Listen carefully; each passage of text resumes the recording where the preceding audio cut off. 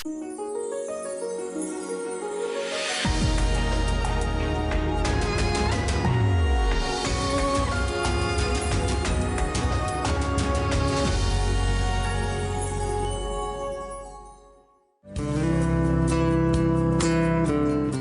adalah kasih. Hal ini mengingatkan kita bahwa jika mencari kasih yang sempurna, maka hanya akan kita temukan pada Allah. Kasih Allah tanpa syarat dan tanpa batas. Bahkan Allah rela mengaruniakan anaknya yang tunggal untuk menebus dosa dan pelanggaran kita. Inilah bentuk kasih yang sempurna, kasih yang disediakan bagi semua orang.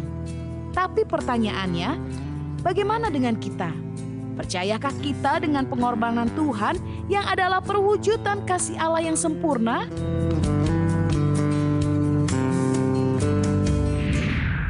Halo sahabat yang baik, berjumpa lagi di program Terang Kasih. Nah, kita sudah saksikan ya bagaimana Yesus menunjukkan kasihnya yang luar biasa ya. Belum sempurna. Iya, jadi kasih Yesus itu tidak bersyarat dan tanpa batas ya. Tanpa batas. Luar biasa ya. Sahabat yang baik, tema hari ini adalah Allah menunjukkan kasih-Nya kepada kita pada saat kita belum sempurna. Mari kita berdoa, biarlah hari ini firman Tuhan ini sungguh membuat kita mengerti apa sebetulnya yang dimaksud dengan kasih di dalam Tuhan itu ya. Kita berdoa. Bapa, kami bersyukur Engkau sudah mengingatkan kepada kami betapa besar kasih-Mu kepada kami. Bahwa Kau menunjukkan kasih-Nya pada kami justru pada saat kami penuh kekurangan, tidak sempurna, dan Kau membuktikan bahwa kasih-Mu adalah kasih tanpa syarat dan tidak terbatas. Kami membuka hati-Mu, biarlah firman ini membuat kami menyadari dan menerima kasih-Mu yang luar biasa ini.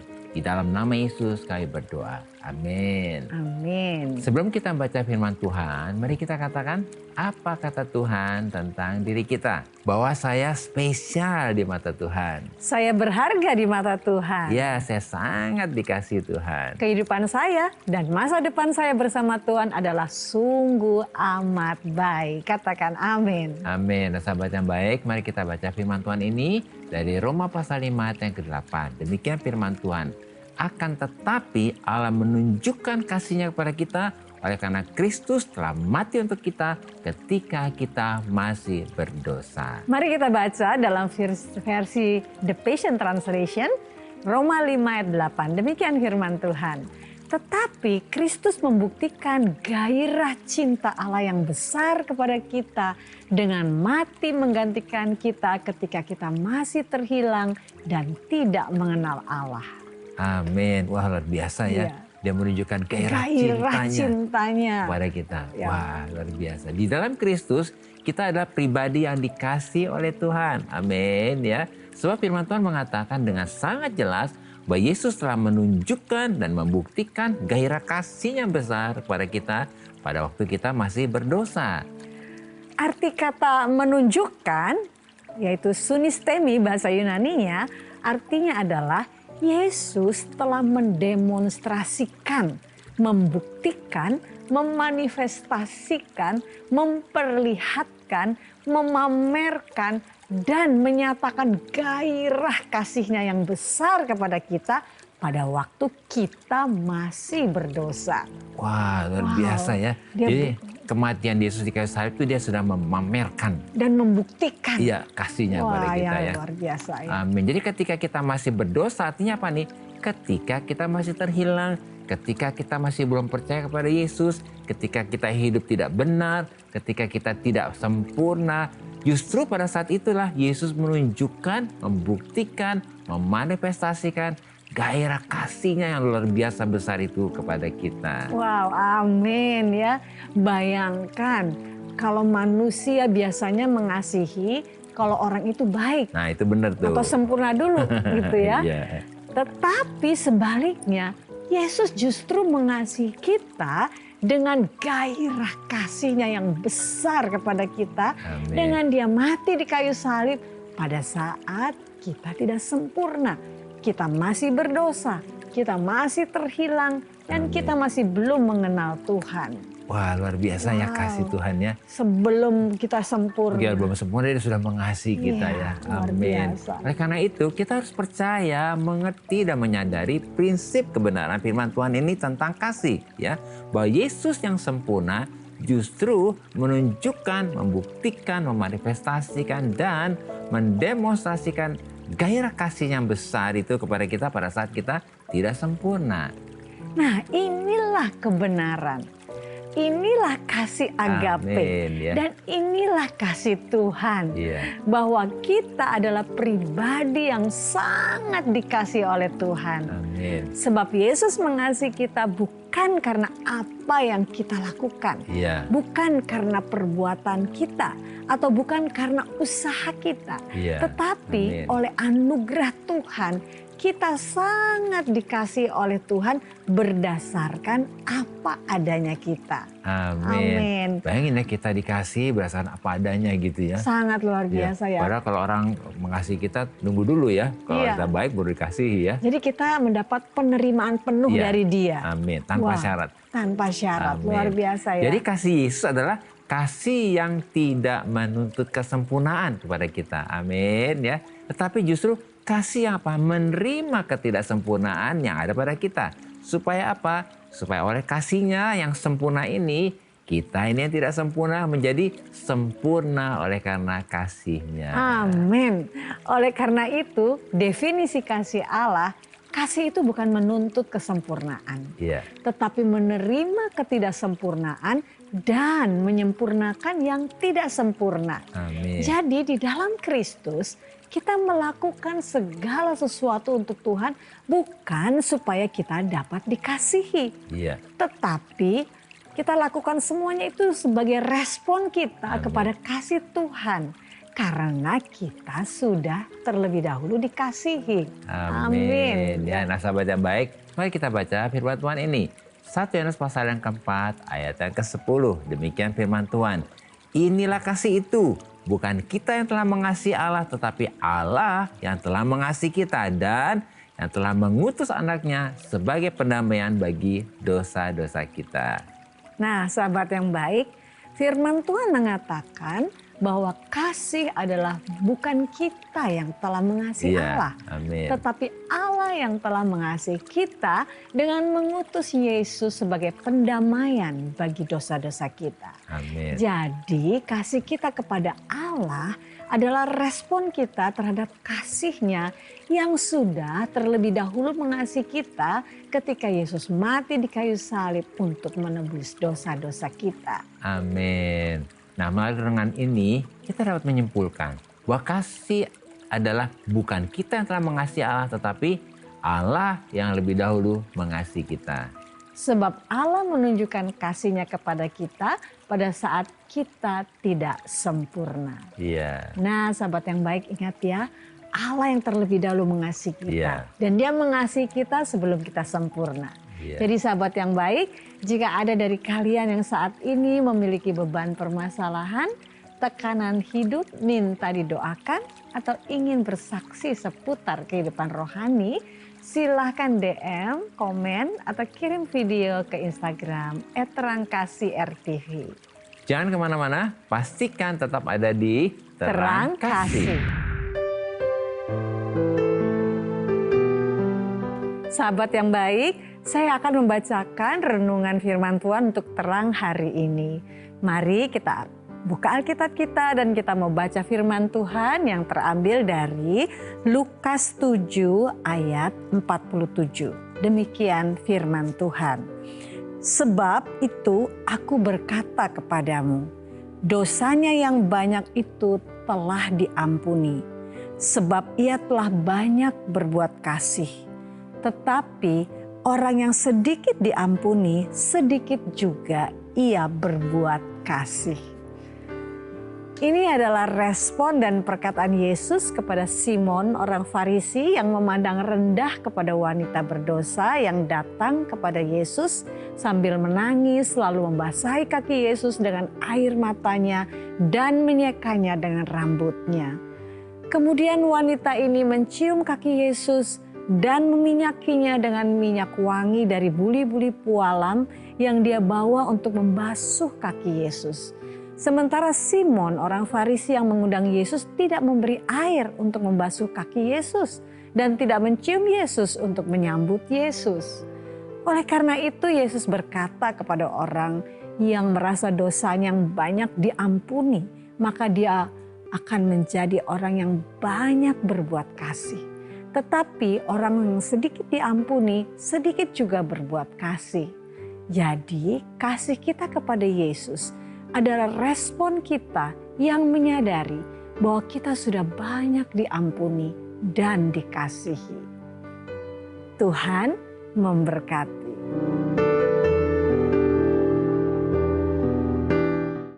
Nah sahabat yang baik, ini ada beberapa DM yang masuk. Salah satunya kita baca ya dari @santilove.jc. Shalom Bapak Agus dan Ibu Mala. Shalom juga Santi ya. Halo. Saya saat ini tidak dapat jalan sendiri. Di mana koko saya anak nomor 2 juga nggak bisa jalan. Saya nomor 6. Papa saya juga demikian. Apa ini kutuk keturunan? Di mana saya percaya Tuhan berkuasa. Saya mohon yang terbaik. Yang saya harus perbuat, saya juga pernah berkata pada koko saya, "Koh, Dek, percaya pada Tuhan, nanti pasti bisa jalan." Yang mau saya tanyakan, apa kata-kata tersebut menghujat Roh Kudus?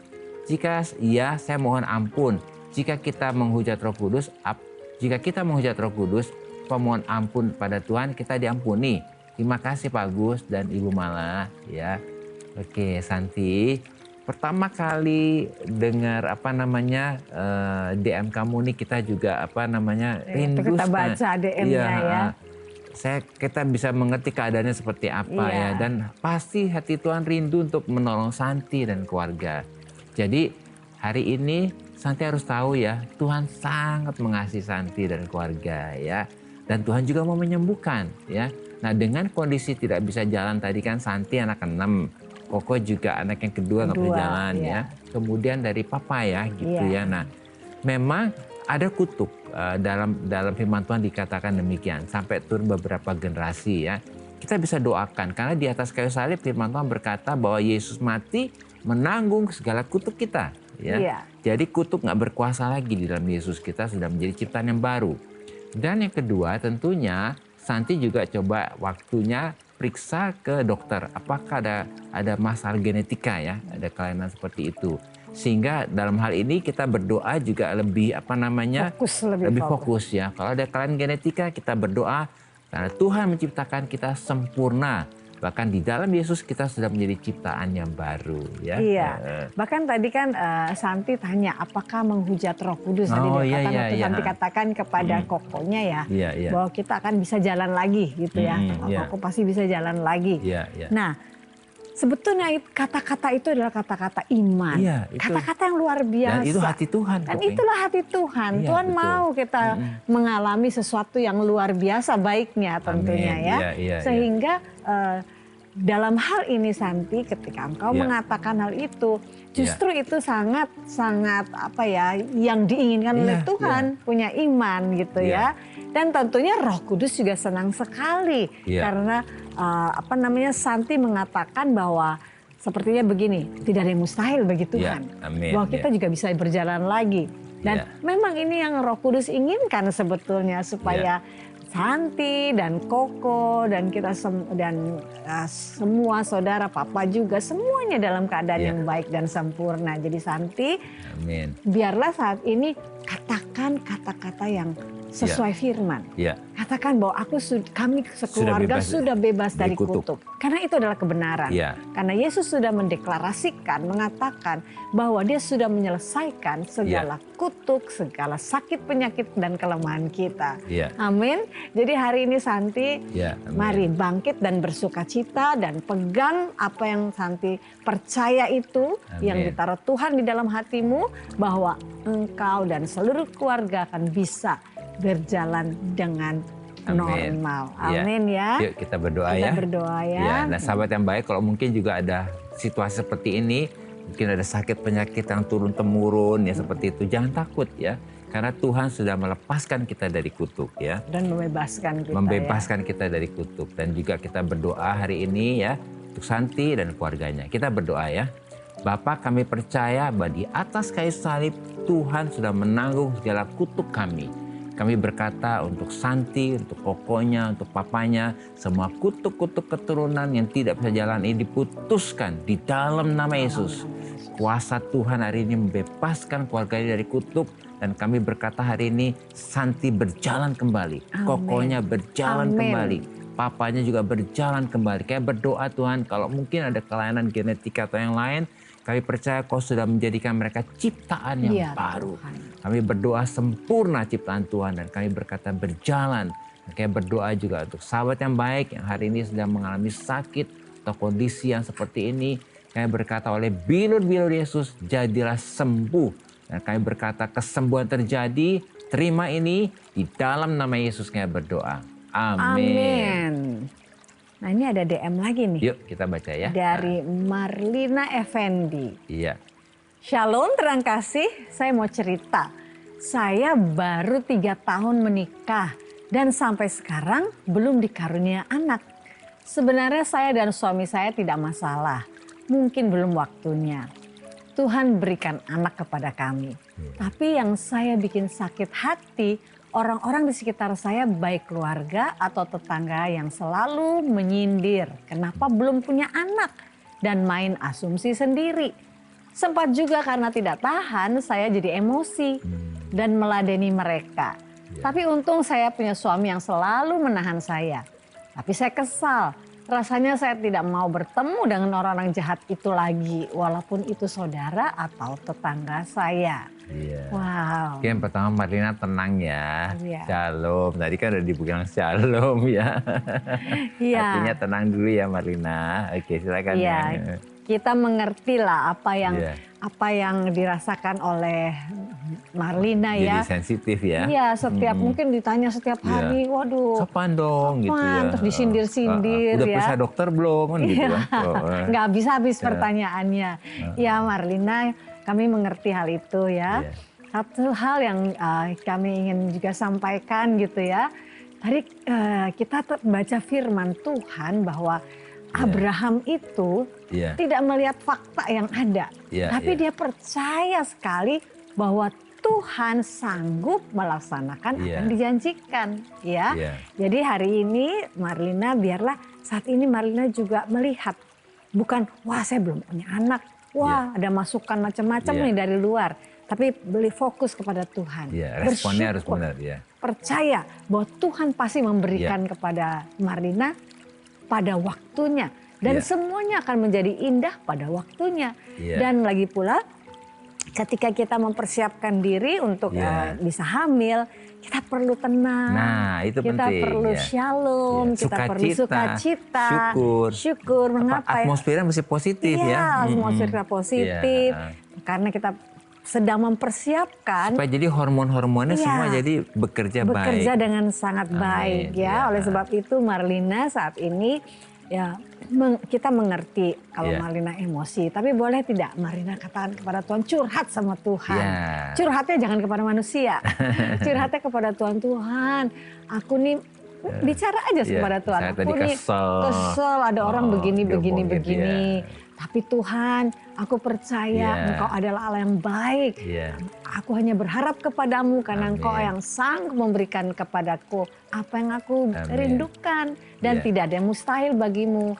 Lalu minta kepada Tuhan, kan Tuhan katakan bahwa mintalah maka akan diberikan kepadamu. Minta supaya hatiku tenang Tuhan. Hatiku shalom dalam menghadapi banyak pertanyaan, banyak sindiran dari kiri kanan. Dan ketika kita memiliki hati yang shalom, maka kita sedang mempersiapkan diri kita untuk menerima janji Tuhan itu. Nah sebelum didoakan Marlina, saya diingatkan di kisah 1 Samuel pasal 1 tentang Hana yang mengalami problem juga yang nggak punya anak. Dan dia juga akhirnya curhat sama Tuhan. Yuk kita datang ke Tuhan, kita berdoa ya. Sayang, kamu Iya, doakan mari ya. kita berdoa ya Marlina ya. Mungkin juga ada di sini Iya. sahabat-sahabat yang baik yang mengalami yang hampir sama dengan Marlina. Kita mau melihat dan fokus kepada Tuhan yang sanggup melaksanakan setiap janjinya. Dan Amin. kita percaya apa yang dikatakan bahwa tidak ada yang mustahil bagi Tuhan. Amin. Maka kita tahu bahwa Allah memberikan kepada kita tepat dan waktunya Amin. menjadi begitu indah ketika Tuhan menjawab doa kita. Amin. Mari kita berdoa ya. Iya. Bapa Surgawi, terima kasih untuk saudari kami Marlina, anakmu yang terkasih, bahkan juga sahabat-sahabat yang lain yang mungkin mengalami hal yang sama. Saat ini kami datang kepadamu, kami mengakui Tuhan bahwa memang sulit bagi kami untuk menghadapi banyak pertanyaan, sindiran dan apapun dari orang-orang terhadap kami. Tapi saat ini kami datang kepada Engkau, Raja Damai. Iya, mari bangkit Tuhan. Dan hari ini kami berkata, Tuhan, kami minta Tuhan, kami mau memiliki shalom itu di dalam hati kami. Hari ini Tuhan, biarlah Marlina dipenuhi dengan shalom yang daripadamu. Bahkan juga sahabat-sahabat yang baik yang lain. Dan biarlah kami terus dipenuhi dengan kasih-Mu dan semua yang kami takutkan atau kami khawatirkan, kami serahkan kepadamu. Amin. Karena Engkau berkata, serahkanlah segala kekhawatiranmu kepadaku, maka aku yang memelihara engkau. Demikianlah terjadi seperti perkataanmu bagi saudara kami Marlina, bagi saudara kami, sahabat-sahabat kami yang lain. Biarlah shalom itu ada pada ada shalom. Marlina dan juga sahabat yang lain, Tuhan, sehingga hati kami dijagai, Tuhan. Hati kami bisa tetap ada di dalam anugerah Tuhan. Supaya dengan demikian kami sedang mempersiapkan diri kami, memposisikan diri kami untuk menerima janji Tuhan itu dalam kehidupan kami. Terima kasih Bapa, kami percaya bahwa Engkau Tuhan telah menyediakan apa yang diinginkan, apa yang dirindukan oleh Marlina dan sahabat-sahabat kami yang lain. Supaya terbuka kandungannya. Iya, dalam Tuhan, nama Yesus. dalam Tidak ada nama kemandulan. Tidak ada kemandulan. Amin. Tidak ada satupun yang dapat menghalangi daripada janji-Mu terjadi dalam kehidupan mereka. Amin. Terpujilah bagi nama Tuhan. Dalam nama Yesus kami berdoa dan mengucap syukur. Amin. Ya. Nah, sahabat yang baik, terima kasih ya buat respon dan DM-DM-nya kepada kami dalam program Terang Kasih ini. Terima kasih ya. Dan mari kita kembali diingatkan sesuai dengan renungan kita hari ini. Hal apa ini yang perlu kita ingat supaya kita mengerti bahwa Allah menunjukkan kasih-Nya kepada kita pada saat kita belum sempurna. Yang pertama ini ya, kita harus percaya dan mengerti dan menyadari kebenaran tentang kasih Tuhan. Bahwa Yesus yang sempurna justru menunjukkan, membuktikan, memanifestasikan, dan mendemonstrasikan gairah kasih-Nya yang besar kepada kita dengan mati di kayu salib pada saat kita tidak sempurna, yaitu pada saat kita masih berdosa, masih terhilang dan belum mengenal Allah. Amin. Dan yang kedua, firman Tuhan mengatakan bahwa kasih adalah bukan kita yang telah mengasihi Allah, tetapi Allah yang telah mengasihi kita dengan mengutus Yesus sebagai pendamaian bagi dosa-dosa kita. Jadi kasih kita kepada Allah adalah respon kita dahulu terhadap kasih-Nya yang sudah terlebih dahulu mengasihi kita ketika Yesus mati di kayu salib untuk menebus dosa-dosa kita. Dan yang ketiga, definisi kasih adalah kasih bukan menuntut kesempurnaan, tetapi menerima ketidaksempurnaan dan menyempurnakan yang tidak sempurna. Jadi di dalam Kristus kita melakukan segala sesuatu untuk Tuhan bukan supaya kita dapat dikasihi, tetapi sebagai respon kita kepada kasih Tuhan yang sudah terlebih dahulu mengasihi kita. Amin. Amin. Sahabat yang baik, apakah engkau merasa seperti tidak ada yang mengasihimu, tidak ada yang peduli bahkan kepadamu? Mari buka hatimu, kita mau datang kepada Tuhan. Nah, sahabat yang baik, saat ini percaya dan terima dan bersyukur buat kebenaran firman Tuhan ini. Bahwa kita adalah pribadi yang sangat dikasihi oleh Tuhan.